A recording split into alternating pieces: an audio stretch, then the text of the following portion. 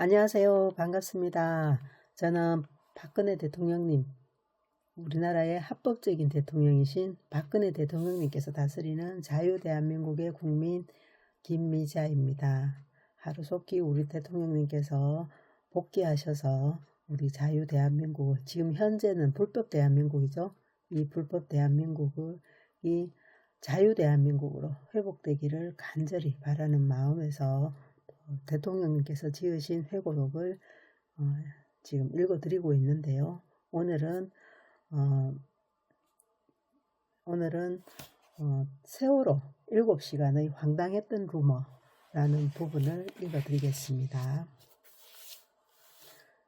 세월호 참사는 내 재임 중 벌어졌던 일들 가운데 가장 처참했던 기억으로 남아있다.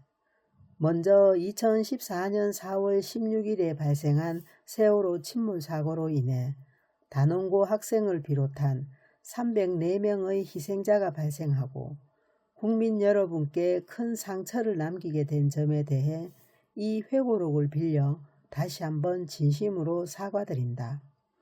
이 참사에 대해서는 당시 국정을 책임졌던 내가 누구보다 큰 비판을 받아야 한다고 생각해 왔다. 그랬기에 당시 세간에서 나와 관련해 제기됐던 온갖 의혹이나 추문에 대해서 일일이 해명하려고 애쓰지 않았다. 하지만 그 때문에 사실이 아닌 것들이 사실처럼 받아들여지고 그게 또다시 사회를 분열시키고 혼란스럽게 만드는 악순환이 발생했다. 그래서 나는 이번 기회를 통해 당시에 어떤 일이 있었는지를 소상히 밝히려고 한다. 2014년 3월 말은 대통령의 취임한 이래 가장 바쁜 시기 중 하나였던 것으로 기억한다. 시작은 3월 20일에 열린 규제개혁 장관회의였다.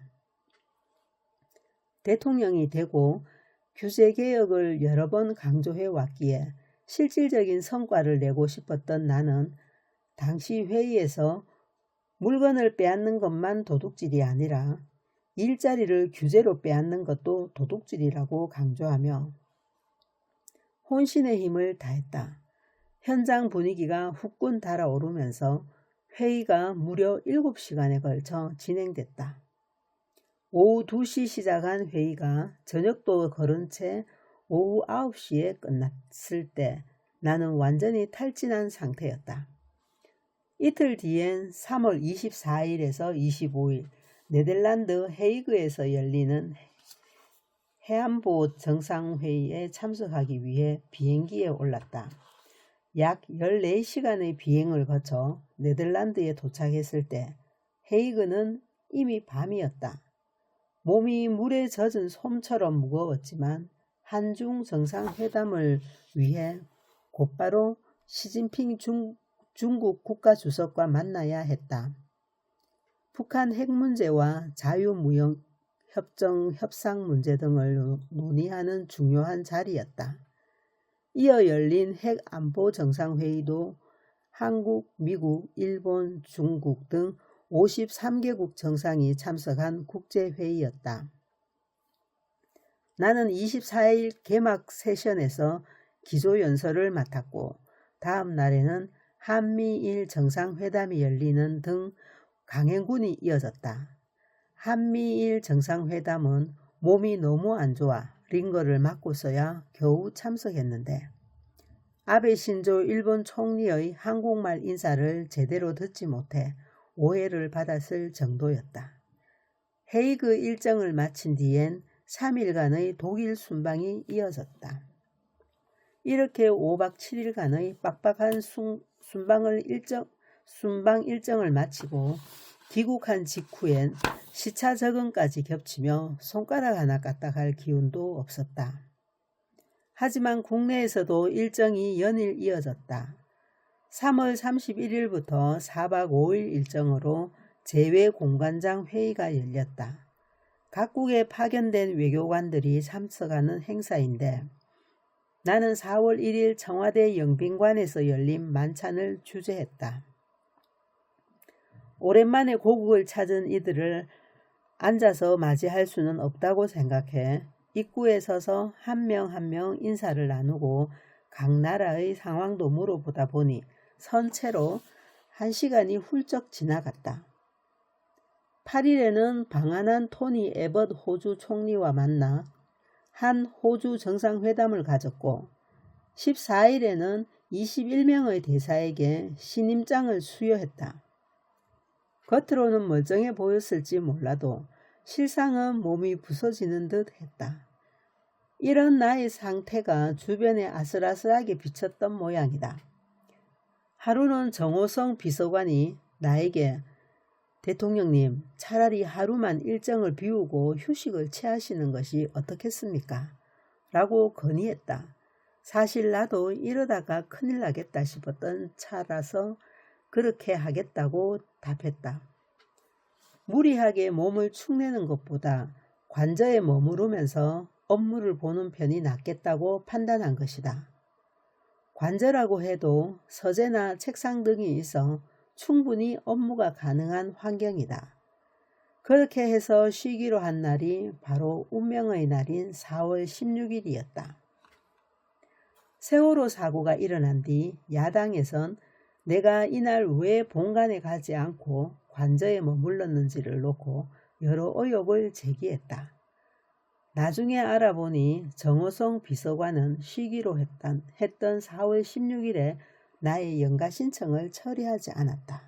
이게 좀 고의로 하지 않았을까 하는 생각이 좀 들어요. 좀 의심이 갑니다. 아마도 비공식적인 자체 휴일 정도로 간주했던 모양이다. 그러니까 이날을 공식 휴가로 생각했던 나와 혼선이 있었던 것이다. 이것은 이날 무수히 벌어진 혼선의 예고편이었다. 강행군 뒤 관저서 휴식, 첫 보고 7 내지 8분 늦어. 4월 16일 오전은 당연히 공식 일정이 없었지만 일상은 평소와 크게 다르지 않았다. 본관에는 가지 않는 대신 관저에서 그동안 처리하지 못했던 보고서 등을 읽으며 시간을 보낼 참이었다. 나중에 확인된 바로는 세월호가 기울어진다는 신고가 119에 처음 접수된 것은 이날 오전 8시 54분이다. 김장수 안보실장이 사고 발생을 인지한 것은 9시 30분 상황보고서 초안을 받고 나에게 직통전화를 걸었던 때가 오전 10시에서 12시 13분이었다.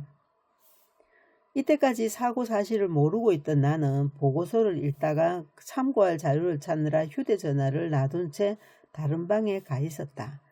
쉬는 날인 만큼 경제심이 다소 느슨해진 면도 있었다. 휴대전화를 그곳까지 들고 가야 한다고 생각하지 않았던 것이다. 상황이 급박했기에 김 실장은 계속 통화를 시도하기보다 안보실 직원을 통해 상황 보고서 일보를 바로 관저로 보냈다.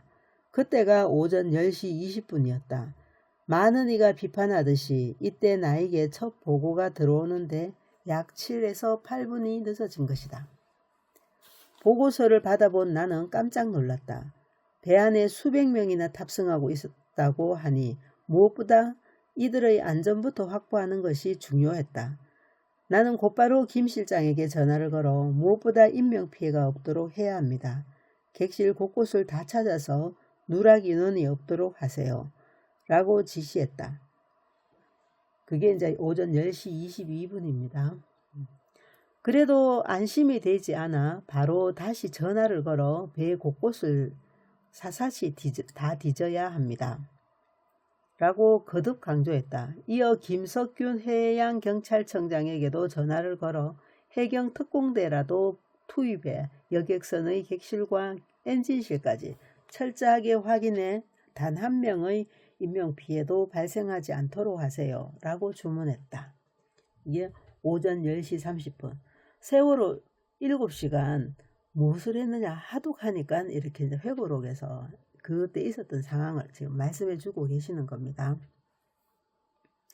이것이 세월호 사고 발생을 인지한 직후 청와대의 첫 대응이다. 나중에 알게 된 사실이지만 해경이 현장에 도착했던 오전 9시 30분쯤 세월호는 좌현으로 기울어져 복원력을 상실했고 1시간 뒤에는 거의 침몰한 상태였다. 오전 10시 30분. 하지만 당시엔 아직 현장 화면이 확보되지 않았고 침몰 사실도 전달되지 않았다. 그래서 나는 구조 장비를 총동원하고 해경이 투입되면 승객들을 구조할 수 있을 것이라고 생각했다. 청와대의 대체적인 분위기도 그랬다. 이후 국가안보실을 통해 두 차례 오전 10시 40분과 11시 20분 상황 보고서가 도착했지만 배가 침몰했다거나 상황을 비관적으로 보고하는 내용은 없었다. 전원 구조 보도의 안도 확실히 안 따진 것 아니었다. 오전 11시쯤 관저에서 작은 탄성이 나왔다. 당시 YTN을 틀어놓고 있었는데 전원 구조라는 보도가 나온 것이다. 나는 참 다행이라고 안도했다. 언론을 통해 상황을 파악했던 것이 이상하게 들릴 수도 있겠지만 안보실은 해경을 비롯한 여러 기관에서 올라온 보고들을 취합해서 가져오기 때문에 이런 급박한 사고 때는 오히려 보고가 언론 보도보다 늦어지기도 한다. 그래서 오전 11시 20분 안보실에서 보낸 세 번째 상황 보고서에 구조된 숫자가 예상보다 훨씬 적었을 때도 나는 다음 보고에는 추가 구조 원인이 포함된 것으로 기대했다. 지금 돌이켜보면 그때 언론 보도와 안보실에서 파악한 숫자가 다른 이유를 더 따져 물었어야 했다. 나는 언론에서 그런 중대한 일을 잘못 보도하지는 않았을 것으로 생각했고 약간의 보도 지연이 생긴 것으로 집착했다. 돌이켜보면 너무 안이한 판단이었다. 야당과 일부 언론은 4월 16일 오전 10시부터 내가 중앙재난안전대책본부 중대본을 방문한 오후 5시까지를 잃어버린 7시간 또는 세월호 7시간이라고 명명하며 의혹을 제기하곤 했다. 혹자는 이날 내가 구술했다고 했고 어떤 이는 호텔에서 정윤혜 씨와 미래 중이었다고 했다. 어떻게 이런 추악한 거짓말들을 할 수 있는지 이런 걸 생각해낸 그 사람의 사고가 참 정말 추잡하다. 그죠? 또 성형 시술을 받았다. 프로포폴을 투여했다 등의 이야기도 떠돌았다. 참 어이가 없습니다. 나중에 재판에서도 다뤄졌지만 아무런 근거도 없는 날조에 불과한 내용이다. 그렇죠. 진짜 아무 근거도 없는 날조. 진짜. 나는 세월호 구조가 진전이 없었다는 것이 확인된 오후부터 매시간 상황을 보고받으면서 대책을 논의하고 있었다. 언론에 보도된 대로 전원 구조가 적힌 보고서를 기대하고 있을 무렵 오후 1시 7분 안보실에서 370명 구조라고 적힌 새로운 보고서를 올렸다. 6분 뒤 김장수 안보실장도 유선으로 190명을 추가 구조해서 현재 370명 구조입니다. 라고 재차 보고했다. 많은 인원을 구조해 반가웠지만 여전히 전원 구조라는 언론 보도와는 수치가 달랐다.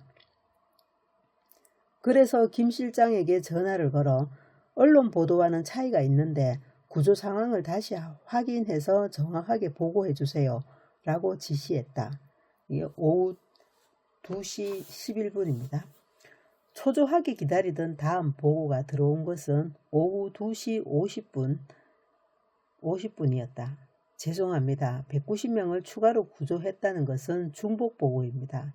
잘못된 보고입니다. 라는 안보실장의 말을 듣는 순간 머리가 멍해졌다.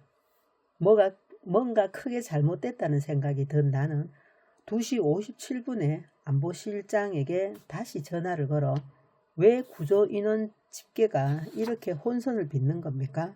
철저히 파악하세요. 라고 질책한 뒤 1시라도 빨리 중대본으로 가서 직접 확인해야겠다고 생각했다. 오후 3시. 급할수록 냉정해져야 하는데 사안이 사안인 만큼 나는 마음이 조급해졌다. 최대한 빨리 중대본으로 가자고 지시했지만 경호실에서는 준비할 시간이 필요합니다. 조금 기다려 주십시오. 라는 연락이 왔다. 이동 때문에 교통 통제를 해야 하니 경찰청과도 협의해야 하고 중대본에도 연락해야 하니 시간이 조금 걸린다는 것이다. 사실 대통령이 어딘가를 가고 싶다고 해서 마음대로 움직일 수 있는 것은 아니다. 어쩔 수 없이 알겠다고 답한 뒤 기다리고 있는데 갑자기 미용사가 왔다는 연락이 왔다. 호출한 적이 없는데 미용사가 왔다니 라는 생각이 들었는데 청와대 관저 직원이 나의 외출 준비를 위해 미용사에게 급히 와달라는 연락을 했다는 것이다. 내가 서두르고 있다는 것을 몰랐던 모양이다. 경호실에서는 연락이 없는 상태였고 긴장한 미용사는 제가 빨리 하면 금방 됩니다 라고 말하는데 이미 여기까지 온 그녀를 돌려보내기도 난처한 상황이었다. 결국 경호실 연락을 기다리는 동안 머리 손질을 맡기기로 했는데 지금 생각해보면 가장 후회스러운 순간 중 하나다. 이때 경호실에서 준비할 시간을 기다려달라고 해도 상관없습니다. 일단 출발하세요. 라고 말하면서 밀어붙여야 했다. 물론 내가 이때 조금 더 일찍 중대본에 갔다고 해서 구조에 큰 영향을 줄 수는 없었을 것이다. 그래도 국가 지도자가 대책 현장에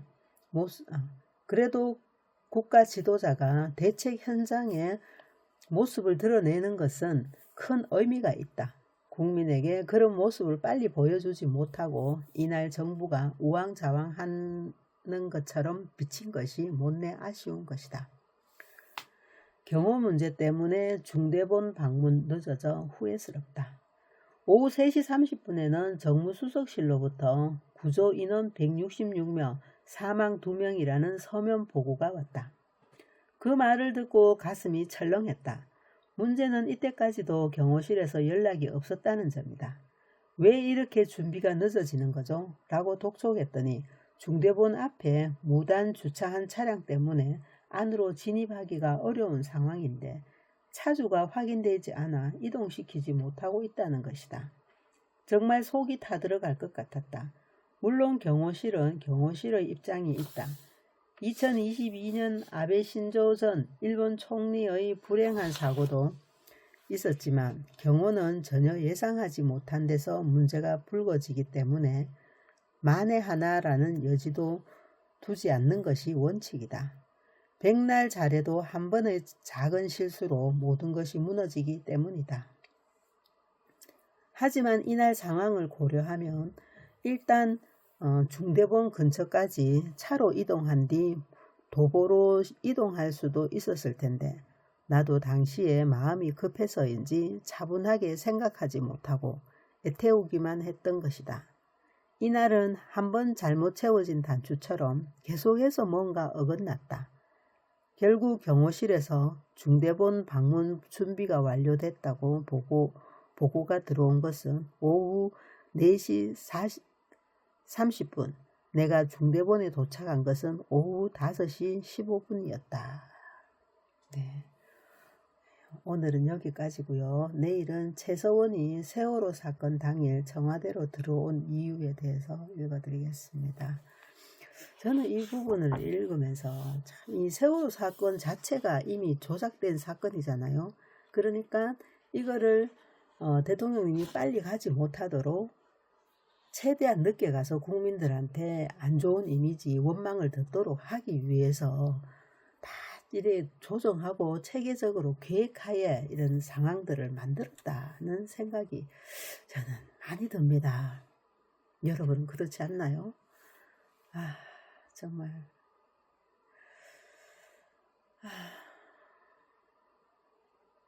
하여튼 그 참 애매하게 참 억울하게 희생된 그 학생들 또 마음이 아프고 또 우리 박근혜 대통령님도 한편의 피해자잖아요. 이렇게 그 거짓 보고 전원 구조되지도 않았는데 전원 구조됐다고 안심을 시켜놓고, 그리고 참 그 전에 얼마나 빡빡한 일정으로 인해서 정말 이렇게 몸이 아프고 힘든 상황에서 잠시 이렇게 쉬고 있는 상황인데, 근데 그 내가 그 음,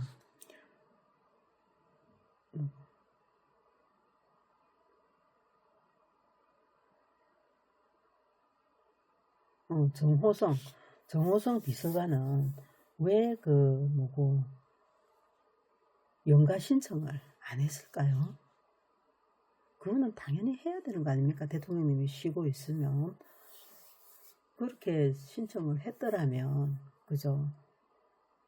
또 좀 더 달라지지 않았을까? 그러니까 상황들이 묘하게 이렇게 자꾸 꼬이도록 이렇게 만들었는 게 너무 이렇게 좀,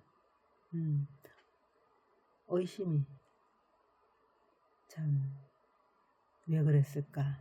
왜 그렇게 식으로 자꾸 보니까 미용사 투입된 것도 그렇고, 하여튼 뭔가 이렇게 계획하에 대통령님이 최대한 그 자리에 늦게 가도록 만들게 했고, 또 그거를 이제 빌미로 세월호 7시간을 만들어서 7시간 무엇을 했느냐 하면서 온갖 루머를 만들고 그런 식으로 해놓으니까 이미 이제 사리분별력을 잊어버린 국민들은 언론에서 그런 이야기를 듣고는 완전 막 열을 받아가지고 박근혜 대통령님이 완전 진짜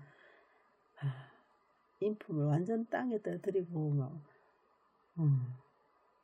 정말 이렇게 형편없는 사람으로 아주 잘못한 대통령으로 막 인식이 그때 막 박힌 거죠, 그죠?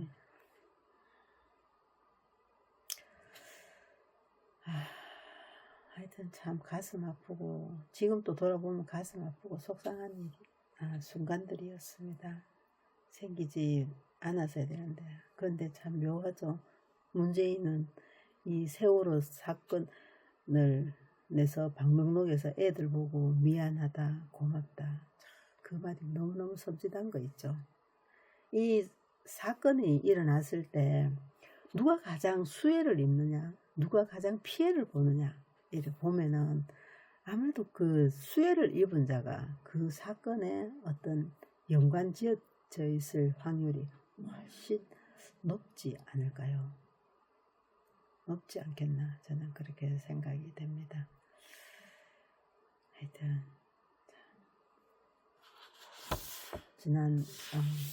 이미 많이 지난 사건이지만 이것도 밝혀져야 되겠죠. 박근혜 대통령 청와대 복귀되시면 우리나라 헌법이 이제 그때 되면 바로 서잖아요. 그러면 이 세월호 사건도 반드시 재조사를 해가지고